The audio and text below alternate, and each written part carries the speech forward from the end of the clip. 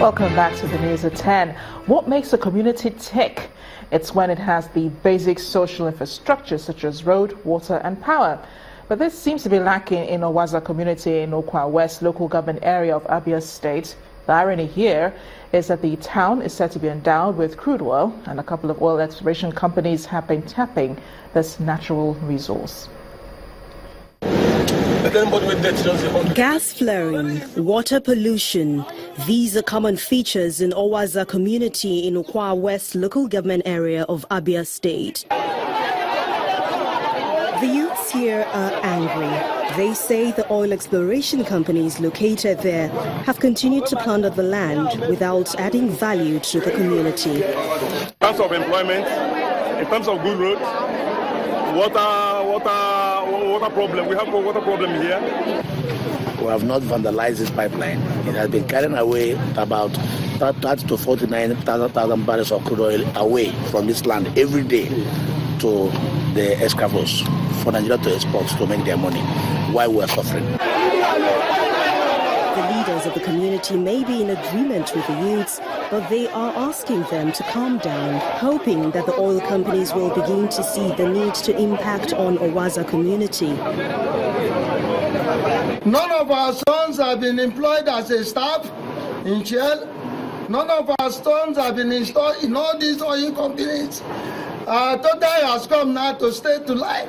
Total has no any atom of even having the feelings in the agitation, the use, the entire Owaza clients have been making to rapport smoothly with them. For the members of the community, what they want addressed is the contamination of their water and the seafood. It's through permanent dialogue, communication, engagements that we can achieve a win-win situation.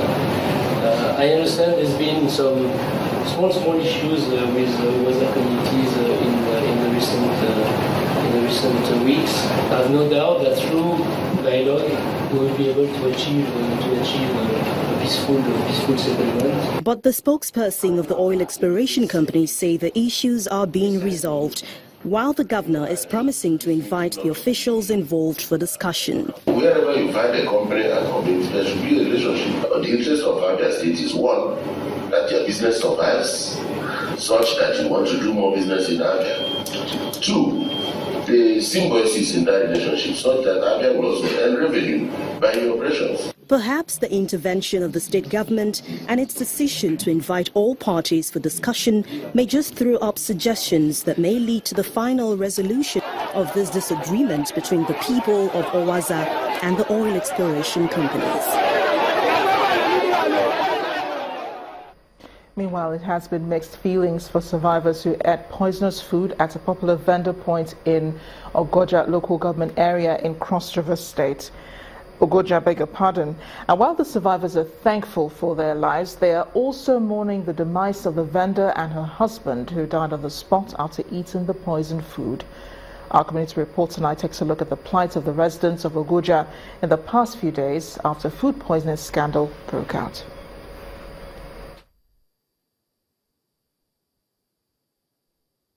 Etisola, now you're talking.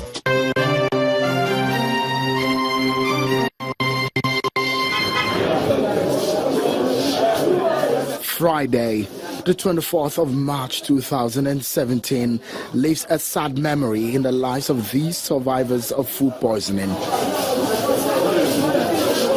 They had a meal at a popular vendor in Mbube East Community, Ogoja, Cross River State, which turns out to be poisonous. 99% of these victims are palm wine tappers who visit the food vendor on a daily basis. On this fateful day, it was break time for the palm wine tappers as a win for the deadly delicacy. Not quite long after, the victims started showing strange signs of fainting and vomiting of blood. That was when an alarm was raised. So I went to carry plantain. Before I reached road, they said people are falling. Why? Before I come, before my domode, one of them who ate before me just fell down in my presence. I said, what, is it epilepsy? Now I begin to hear, at that instant, 10 people are falling. And those are the people all I saw. That is why I started making an announcement. No, there is something wrong. All of them ate from that same source that morning. In fact, it's a regular thing for them to eat from that 10 o'clock to come to this woman to take their meals, in the morning. So after 2 hours to 3, some started experiencing the vomiting. Some were foaming, some getting agitated, and then some spitting blood. And in fact, there was chaos in the community. From the hospital, Channels Television heads to the police station where a suspect is being accused of deliberately poisoning the food. We've taken the samples already, all the samples. We are taking them back home. We'll meet with NAFDAC. NAFDAC will do the chemical analysis, and then we'll also be able to share the information with the relevant authorities. It is quite a journey from Calabar, the state capital, to Ogoja, and then further down to Umube East, where the tragic incident occurred. This is Boso, and here is a vendor's point where all the affected 46 persons head from. The community is presently thrown into mourning, as the women here are yet to come to terms with what, according to them, could have been a genocide. At this point, which has remained under lock, is where the deceased couple once lived with their 5 children. While the hospital is being commended for saving the lives of the victims, some are worried about the lack of emergency facilities to deal with such situations. The medical team should be prepared at any given time. Today it has happened in my village. No person knows where it's going to happen tomorrow. A situation where medical team will come all the way from the Ogoja down to this place and they have no kits.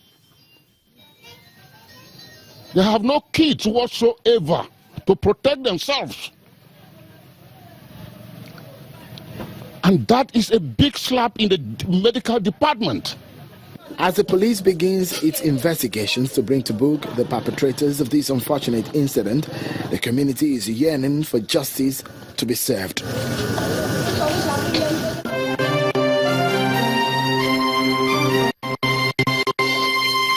Etisala, now you're talking.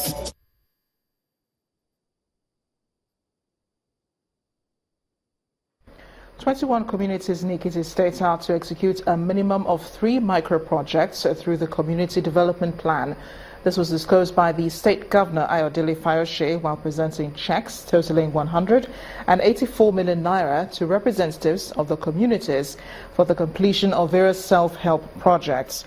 Some of the benefiting communities include Ijurin, Agbandudu, Temidire and Ipao, amongst others. Governor Fayose explained that the gesture was aimed at improving the well-being of grassroots residents, as well as his administration's vision of reducing poverty as enshrined in its 6-point agenda. This is their own project. They will use their own people to do it. They will monitor it. That gives them the sense of belonging. What is important is to touch lives. And this is only about 60 communities now. We are going to go as far as 132 communities. So the next batch is coming shortly. We are committed to reaching out to every part of our state and everybody, no matter how small. There's a mechanism put in place to be able to check what they are doing, to make sure that they comply with what they asked, what they told us they would do, and costing. And because it's a community project, it's easy to monitor because everybody will be interested. And now to the arts. With the International Women's Day on the 8th and Mother's Day on the 26th, the month of March is regarded as a month for women. Now, at the Nike Art Gallery in Lagos, a group of female artists are celebrating women, showcasing the many faces of the female gender. Art Review tonight looks at the strength of women in art.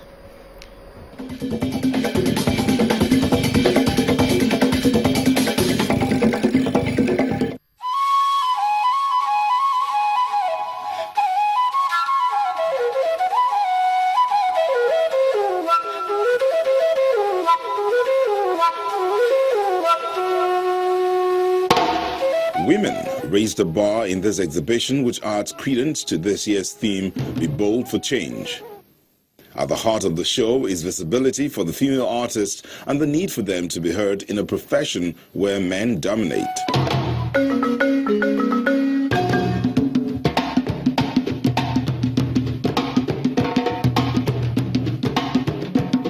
The subjects explored are as strong as the people who created them. I think and I believe art is a way of life, the power of doing anything and the skillful handling of any materials.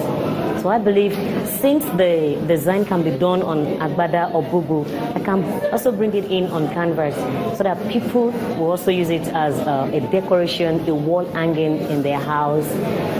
At least to me it's a fun, mixing the colors. I really enjoy doing the work. What a machine can do, my hand can also do that. I really love that. Using different media in over 40 works of art. Some paintings, sculptures, and an interesting installation that must have taken a long time to create.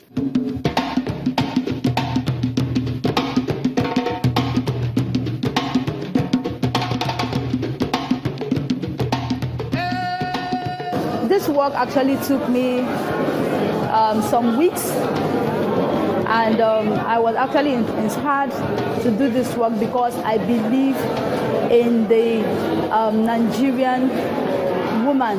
The Nigerian woman is a strong woman. The Nigerian woman is an able woman. She's able to balance a lot of things at the same time. I mean, you can look at the house front, the schooling, the career, and a lot of things that she has to balance up at the same time. For the organizers, this female art exhibition is not just a celebration, but the need to produce art that captures different events in our society, especially as it concerns their agenda. We are also campaigning for zero tolerance to violence against women. We are campaigning against genital mutilation. We are against child rape. We are against child abuse. We are against anything that affects the woman. The artists say they are not in competition with their male colleagues. They only want to be given the opportunity to showcase their talents.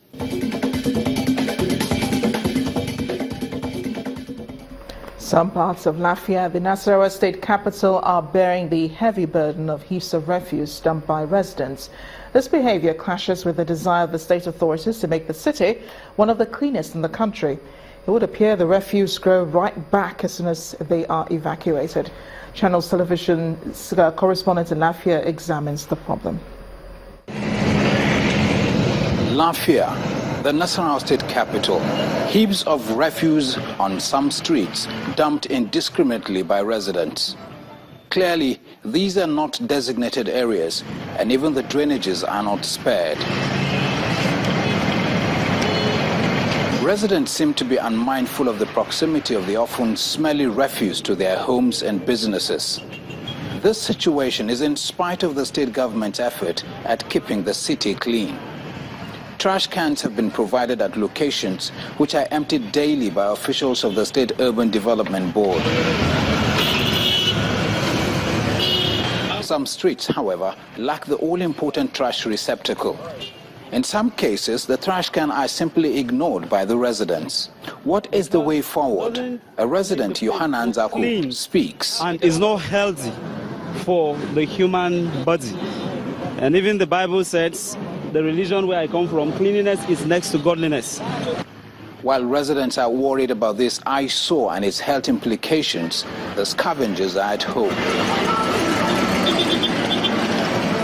If at all governments are aware of this and it's not good for refuse to be dumped like this, they should have provided a trash cans for the people to be dropping the refuse there.